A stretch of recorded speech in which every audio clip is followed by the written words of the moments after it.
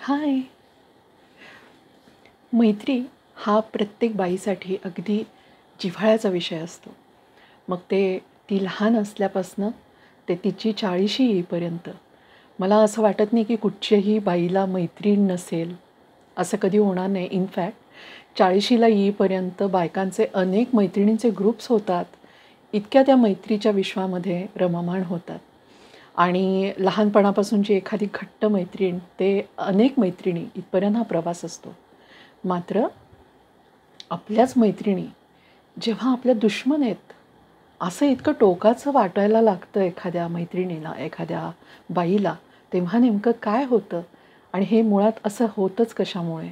हा आहे आजचा विषय. आणि हा विषय घेण्याचं कारण असं की एवढ्यात मी ज्या काही बायकांशी बोलत होते, त्यातल्या बऱ्याच जणींचे हे प्रॉब्लेम होते की आत्ता 40शीच्या पुढच्या टप्प्यामध्ये त्या आहेत आणि अशा वेळेला ज्या मैत्रिणींच्या ग्रुप्समध्ये त्या आहेत, तर तिथे त्यांना ज्याला आपण पियर प्रेशर म्हणतो ना, तशा टाईप त्यांना प्रेशराईज फील होतं किंवा सफोकेटिंग फील होतं आणि उगाच केली ही मैत्री असं वाटायला लागलं आहे, इतपत त्यांना या मैत्रीचा त्रास होतो आहे.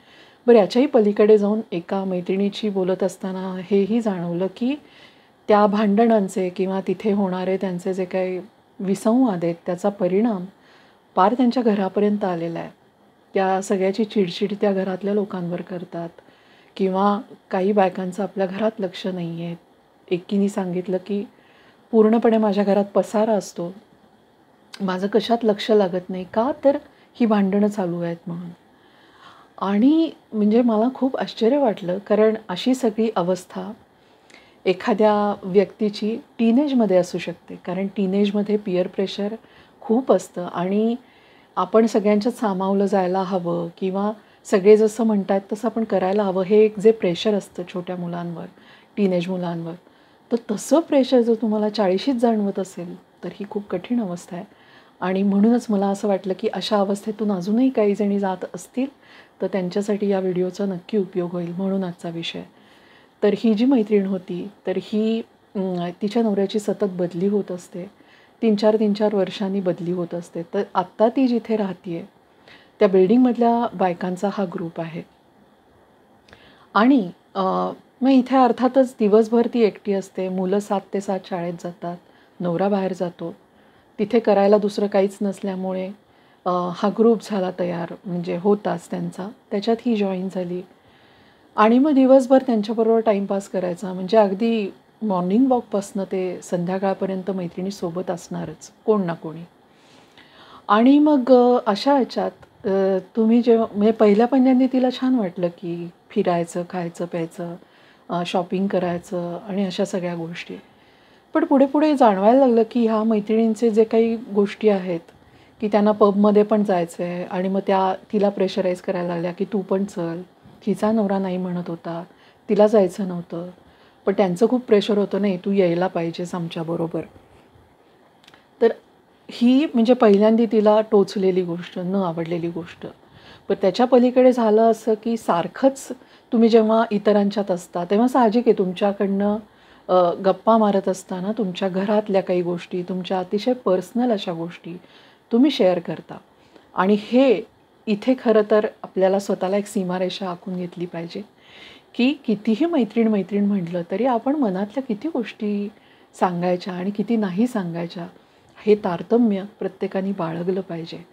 आणि मला असं वाटतं ना, की बायका जरा जास्तच इमोशनल होतात आणि जरा जास्तच झोकून देतात मैत्रिणी या विषयामध्ये. आणि ही कधीही शक्यता कायम लक्षात ठेवली पाहिजे, की तुम्ही कितीही अगदी गुपित तुमच्या मनातलं सांगितलंत, तरी नॉट नेसेसरी ती मैत्रीण तुमच्याशी फार लॉयल राहील.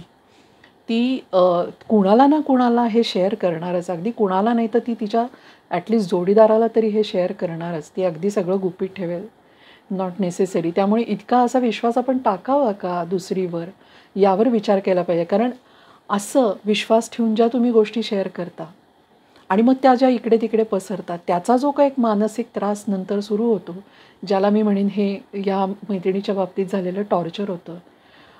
बरं, दुसरं असं की ह्या ज्या मैत्रिणी आहेत, त्यांनी जो काही ग्रुप बनवलेला होता, तर तिथे तुम्हाला ऑल द टाईम दिवसभराची अपडेट्स देण्याचं काय कारण आहे? तुम्ही आत्ता काय करताय? तुम्ही आत्ता कुठे चाललायत? एवढी सगळी डिटेल्स आपण का देतो आपल्या मैत्रिणींना? काही गरज आहे का त्याची?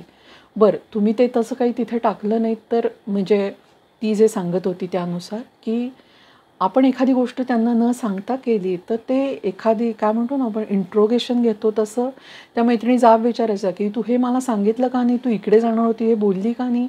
तू काल नच सांगताच गेलीस?" किंवा व्हॉटेव्हर इट इज. तर माझ्यासाठी हे म्हणजे खूपच डिस्गस्टिंग होतं, की असं कोणी कोणाला अशा तऱ्हेने कंट्रोल करू शकतं?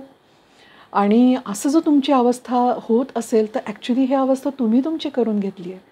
कारण तुम्ही जेवढं तुमच्यावर अधिकार चालवू द्याल दुसऱ्याला, तेवढाच दुसरा माणूस तुमच्यावर अधिकार चालवू शकतो. नाहीतर काय बिशाद आहे कोणाची, की तुमच्या प्रत्येक दिवसाचं आणि क्षणाचं काय तुमचं चाललंय हे जाणून घेण्याची म्हणजे द्यायलाच पाहिजे अशी ड्युटी आहे तुमची थोडीच. मला वाटतं हे खूप खूप चुकीचं आहे. म्हणजे हे हे एक उदाहरण एका मैत्रिणीचं झालं. पण दुसरी एक होती, ती आत्ता ज्या कॉलेजला शिकायला चालली आहे, त्या कॉलेजमधल्या वर्गातल्या ज्या मैत्रिणी आहेत, तर अर्थात ही थोडीशी हुशार आहे. त्या मैत्रिणी जेलस आहेत. तर त्या काही ना काही अपमानास्पद बोलतात, टिंगलटवाळी करतात. जस्ट लाईक कॉलेजमध्ये जे चालतं ना, तसंच रॅगिंग टाईप. तर अशा वेळेला तुम्ही जर त्यांच्यात खूप इन्व्हॉल्व्ड असाल, तर डेफिनेटली तुम्हाला या सगळ्या गोष्टींचे त्रास नक्कीच होऊ शकतात. पण आपण कोणाच्यात इमोशनली किती अडकायचं, यावर स्वतःचं भान असलं पाहिजे. हिच्याचसारख्या ज्या कॉलेजमध्ये शिकायला चालल्या आहेत किंवा काही शिकायला चालल्या आहेत, क्लासला चालल्या आहेत, तर तुमचा फोकस काय पाहिजे? की तुम्ही काय शिकायला चाललाय तिथे तुम्ही महत्त्व द्याल? का तिथे जिथे शिकताय त्या क्लासमध्ये असलेल्या मुली तुमच्याशी कसं वागतायत ह्याकडे तुम्ही लक्ष द्याल? आणि अशी भीती कॉलेजमधल्या मुलांना वाटणं ठीक आहे, पण 40शी नंतरसुद्धा तुमच्यावर कसलाच कंट्रोल नसावा का? तुम्ही कोणाला आत शिरू द्यायचं आणि कोणाला बाहेर ठेवायचं, हा कंट्रोल तुमच्याकडे असतो, ऑल्वेज असतो. तो वापरला पाहिजे. मैत्री, मैत्री, मैत्री ठीक आहे, पण ती एका जागेवर असते. मैत्री जर तुमच्या घरामध्ये, तुमच्या जोडीदाराशी असलेल्या संबंधांमध्ये, तुमच्या आपल्याच मुलांशी असलेल्या संबंधांमध्ये, इतकंच काय तुमचं घर आवरणं, तुम्ही घर नीट ठेवणं, या सगळ्यामध्ये जर तुमची मैत्री डोकावत असेल आणि त्याच्यामुळे तुमच्यावर परिणाम होत असेल वाईट, तर ही मैत्री बिलकुल नाही आहे. उलट ही मैत्री तुमचं खूप नुकसान करते आहे. तर अशा कुठच्याही मैत्रिणींच्या सहवासात जर कुणीही असाल, तर पहिलं यांना ब्लॉक करा, याच्यातनं बाजूला व्हा. आपलं आयुष्य काहीतरी चांगलं स्वतःला घडवण्यासाठी आणि इतरांना घडायला मदत करण्यासाठी आहे, ना की इतरांमुळे आपलं स्वतःचं नुकसान करून घेण्यासाठी आहे. दुसरं असं की आपल्या लाईफ जगण्याची काही प्रिन्सिपल्स आपली असायला हवीत आणि ती कधीही मोडू नयेत. कुणी म्हणतंय म्हणून व्यसन करू नये, कुणी म्हणतंय म्हणून चुकीच्या ठिकाणी जाऊ नये. आपल्याला आपलं ठाऊक असायला पाहिजे आपल्याला काय करायचं आहे. तर हा मैत्रीवरचा कंट्रोल प्रत्येकीने आपल्या हातात घ्यावा, हे सांगण्यासाठीच होता आजचा व्हिडिओ. मी इथेच थांबते.